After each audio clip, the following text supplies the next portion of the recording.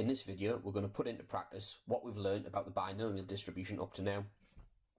So we're going to do an exam question which puts into a practical context the binomial distribution.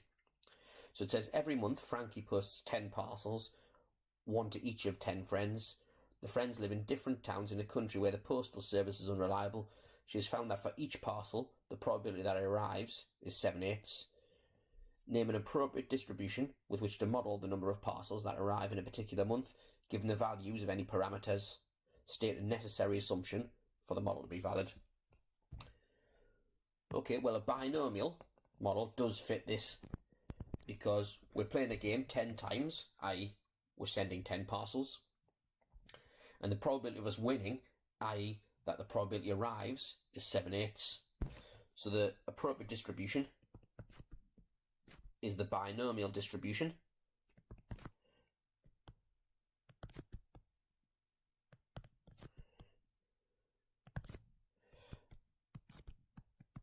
So using squiggle notation, X squiggle B, and we have 10 trials, and the probability of success is 7/8.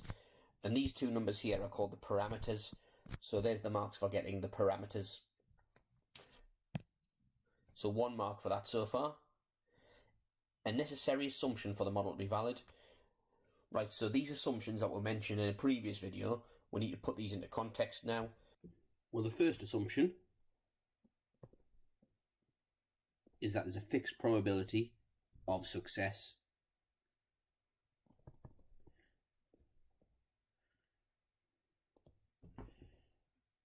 The second assumption was that trials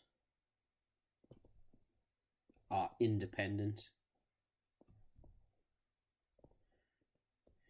However, in an exam, what I've just written in red would get no marks because I haven't given the answer in the context of the question.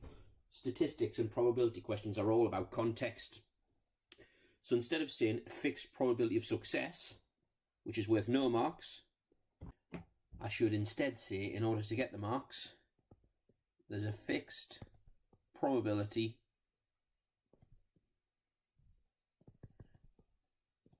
of receiving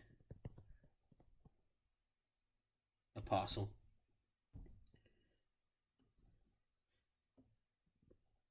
And the trial's independent. I should instead say each parcel arrives independently of any others. But notice there's not really enough marks to warrant having written all this. Really, the only thing that to get a mark out of these two assumptions is this one here, because the fixed probability of receiving a parcel is actually being given in the question here. So it says the probability that for each parcel, the probability that arrives is 7/8. So this one wouldn't actually be worth a mark, the top one, because we've already been given it in the question. I just felt I should go through it, so I think it's an interesting point and a useful point for gaining marks in exams. So carrying on with the question, part 2. It says use this model to find the probability that in a particular month all 10 parcels arrive. Okay, so that's the probability that X equals 10, where X is the number of parcels arriving. So let's go to distribution mode.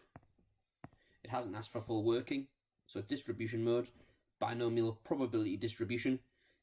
So the question's asking for a probability that X is equal to. The mode that calculates equal to is binomial PD variable. So the probability that all 10 parcels arrive, so X equals 10. There's 10 trials, and the probability of success is 7/8. So 0.263 to 3 significant figures equals 0.263. So that's 2A. 2B, at least 9 parcels arrive. So the probability that X is greater than or equal to 9. So in this case, the method I showed you in a previous video, we do want 9 parcels and 10 parcels. That's what greater than or equal to 9 means. So we don't want 8, 7, 6, and so on. So it's equal to everything. Take away the stuff that we don't want. So 1, take away the probability that x is less than or equal to 8. Putting that in the calculator. So distribution mode, but we're calculating a less than or equal to now. And remember, the reason we're doing this is because the calculator, the ClassWiz calculator, can only calculate less than or equal to.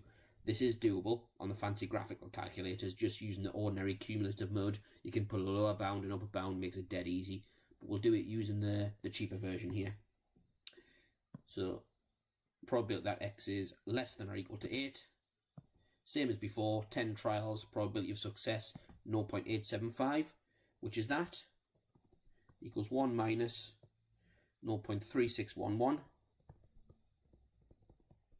which is equal to, remember we're going to ordinary calculation mode, 1 minus answer, which is 0.639 to 3 significant figures, 0.639 to 3 significant figures.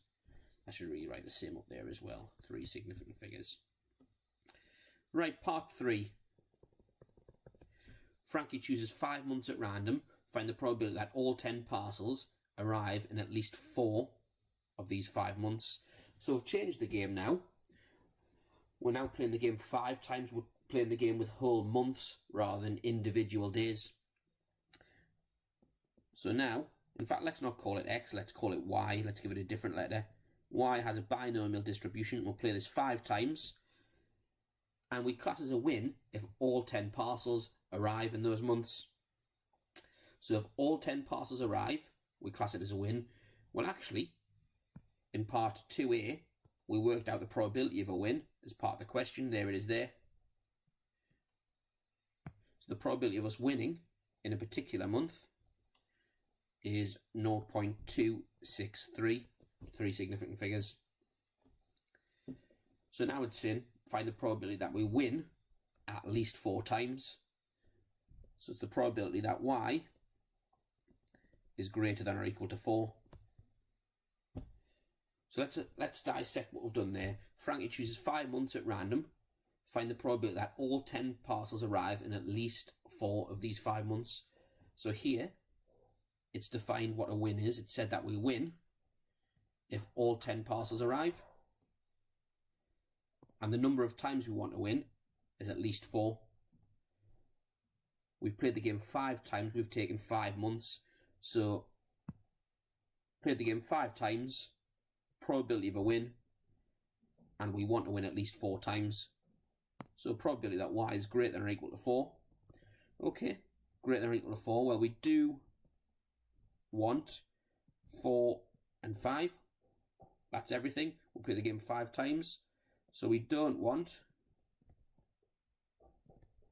3, 2, and all the way down. So it's equal to 1 minus probability that Y is less than or equal to 3. So putting that in the calculator. So mode 7. And we want the binomial cumulative distribution. It's a variable. So probability that Y is less than or equal to 3 with 5 trials and 0.263 as the probability of winning equals 1 minus whatever that was, 0.9811. And using unrounded numbers or less rounded numbers, 1 minus answer 0.0189.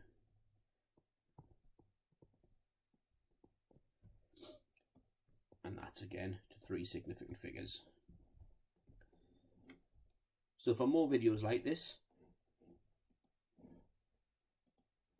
go to alevelmathsrevision.com or subscribe to our YouTube channel. If you like this video, please give it a thumbs up at the bottom of the screen.